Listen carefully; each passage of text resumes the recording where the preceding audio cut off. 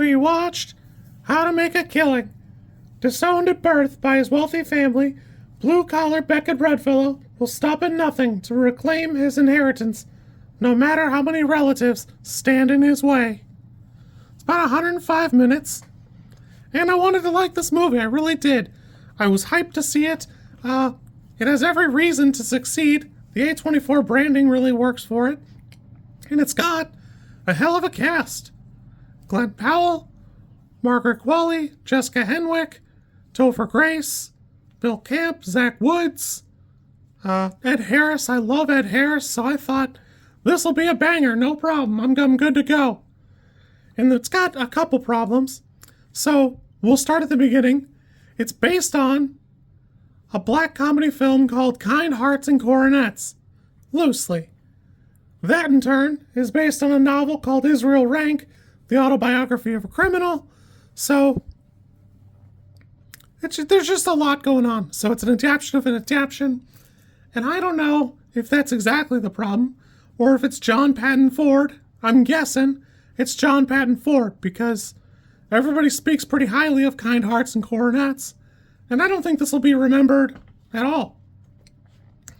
There are a lot of directors that have a lot of history, and there are a lot of people who want to be a writer/director, and sometimes those people fall a little bit short. The problem with this movie, other than I think Glen Powell is the wrong fit, is that it's just a nothing burger. It's not dark enough to be compelling, and it's not funny enough to be amusing. And that's really a shame, because the cast is right there. Everything's really good. In the same way that The Running Man has Glen Powell as, like, the world's most angriest dude, it doesn't really work for Glen Powell. He's like American Pie. He's too much of America's sweetheart for you to ever feel like he could be the guy. It's actually kind of bizarre, because 30% of the way into the movie, there's no real reason for him to continue killing anybody. Jessica Henwick is barely in any of the promo material, which is a shame, because she's in it way more than Margaret Qualley. Margaret Qualley is such a, like, manic pixie dream girl, you don't know what to make of her. She's presented as an interesting face, which is fine, but I don't know. I think a lot of it is like a personality disorder. The movie's not really sure what it wants to be. The framing is set up pretty typically where Glen Powell's character is in death row and he's having a confessional. He seems rather chipper, and he's talking to the priest when he arrives, and he tells the story, which would be fine, but I don't know. It's just not presented well enough, or in terms that make it that interesting. In fact, he talks a lot to the priest, and the priest seems like he'd be like a character at some point during the movie, and it's just not the case. For what it's worth, in Kind Hearts and Coronets, the main character's on death row, and he writes out his confession. At the last minute, he's spared. He gets pardoned, or found innocent or whatever, so he leaves. Well, the problem is, he wrote out this long confession, so while he's walking free right now, it's inevitable that he will be put on trial. So it's just kind of, I don't know. Even this How to Make a Killing doesn't really capitalize on any of the good parts about what's presented in Kind Hearts and Coronets, or of course Israel Rank, and so it just never really takes off. It's got every reason to be stylish and fun, but I don't think it's got enough style. It really just doesn't have the pizzazz. There's an element of it where Glen Powell's character is constantly, like, thumbing his nose at other elites, but I don't know. An element of this is he's just as bad.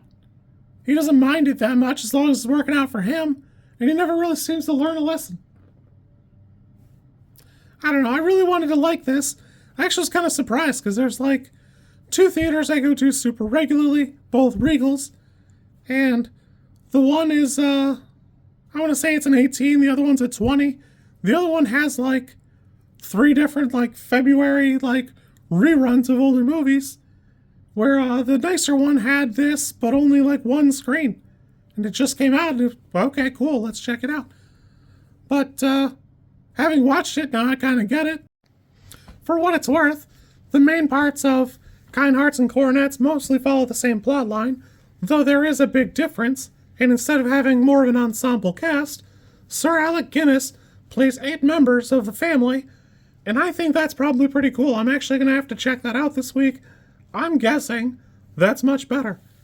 But again, the difference is the very ending where he realizes he just left his stupid confession behind. I don't know. I wanted to like this, and unfortunately it just kind of falls short. It doesn't do anything worth doing, so it is what it is. You kids be good. This for me is probably like a 4. It just never lives up to either the cast or the setting. Maybe if it had been a period film or stuck more to the original thing. The whole B plot with Jessica Henwick, while compelling to me because I like Jessica Henwick, doesn't amount to enough. It just doesn't matter because he never seems that conflicted about it. He mentions it twice, but it obviously doesn't bother him that much. You kids be good. I will catch you later. Probably tomorrow. I think I watched It. It. Yeah. You kids be good. If you like this content, I'm supposed to ask you to like, comment, and subscribe. I think like is here, and comment is probably down there, and subscribe over there somewhere too. I think. I don't know how many times this like snippet is gonna make it into a video. Everybody says you should do it this way, and I always thought it was just like an annoying thing other YouTubers did. And as you know, I am bad at editing, so if you like it, great, I'm happy for you. If you don't like it, I'm sorry.